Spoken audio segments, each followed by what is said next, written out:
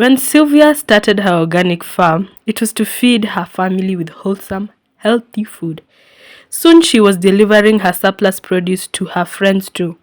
Then she acquired several parcels of land and converted them, through hard work and dedication, into thriving agro-ecological farms, producing a diversity of fresh, organic produce. Now she also aggregates produce from farmers across the country who are certified by the Kenya Organic Agriculture Network, KOAN. Welcome. My name is Sylvia Kuria, and I'm an organic farmer. We are now standing here on my farm, which is in Deya, in Limuru, and we moved here in 2015.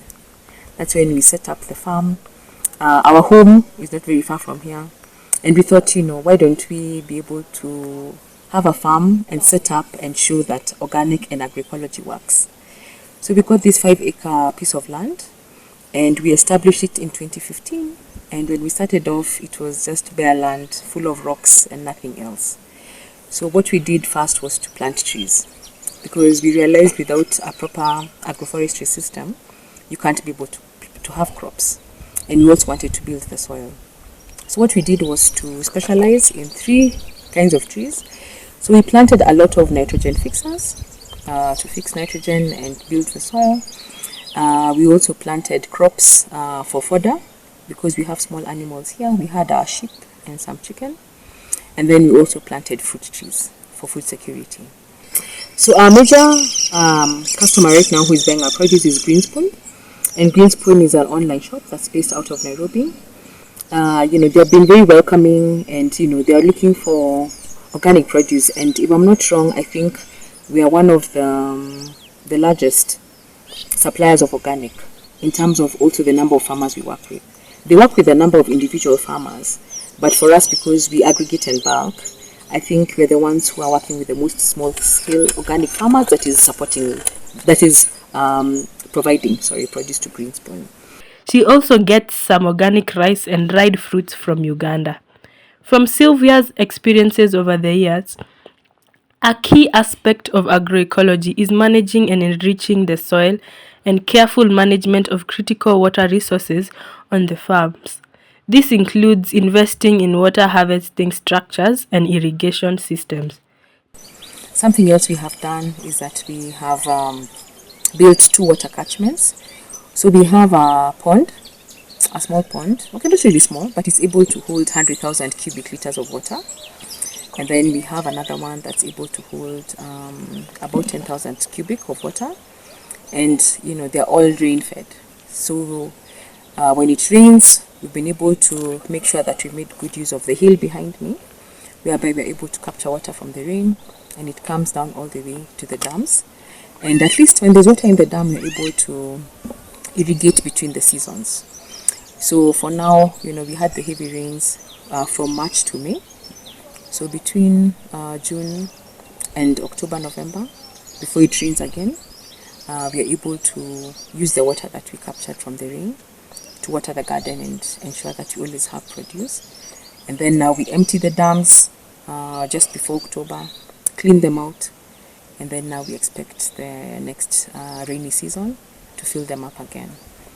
And we've been looking for other markets. To be honest, it's been a bit difficult.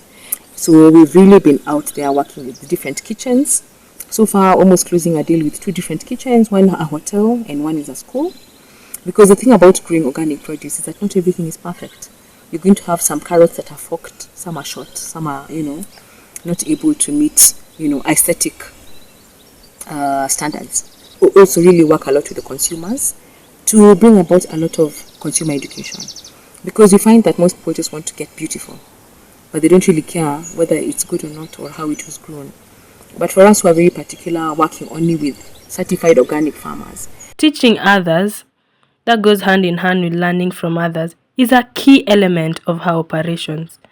The agroecology and organic farming movement has been spurred by greater knowledge about the adverse effects of the dangerous farm chemicals used in most conventional farming. In 2025, the Agriculture Cabinet Secretary banned 50 dangerous chemicals used in agriculture in Kenya.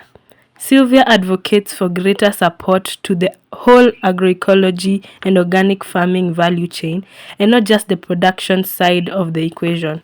I've been transitioning. So I transitioned from retail, as I mentioned. I transitioned from retail to to aggregation, and I was very happy to be introduced to MCDI and the Kikuyu organic farmers, who are actually like just at the same time as I was looking for a place, or actually setting up a very nice aggregation center, which is right out of Nairobi in Kikuyu.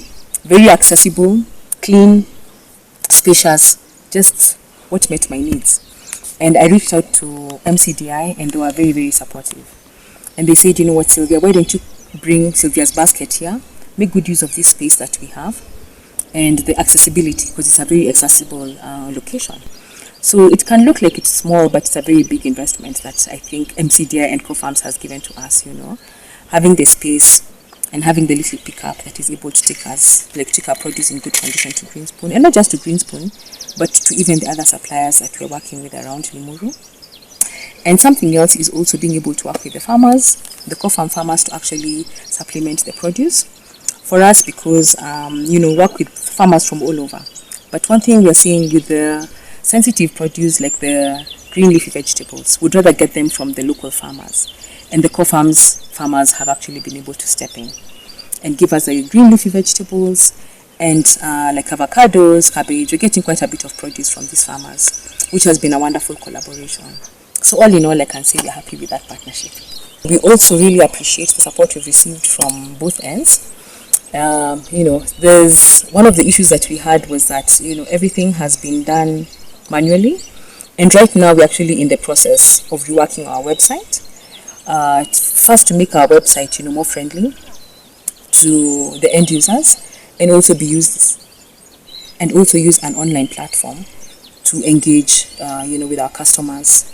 With support from both ends and IHE Delft through the Millennium Community Development Initiatives (MCDI), Sylvia's Basket, in collaboration with other organic farmers and markets, will be in a position to avail an increasing supply of fresh, wholesome organic produce to your doorsteps.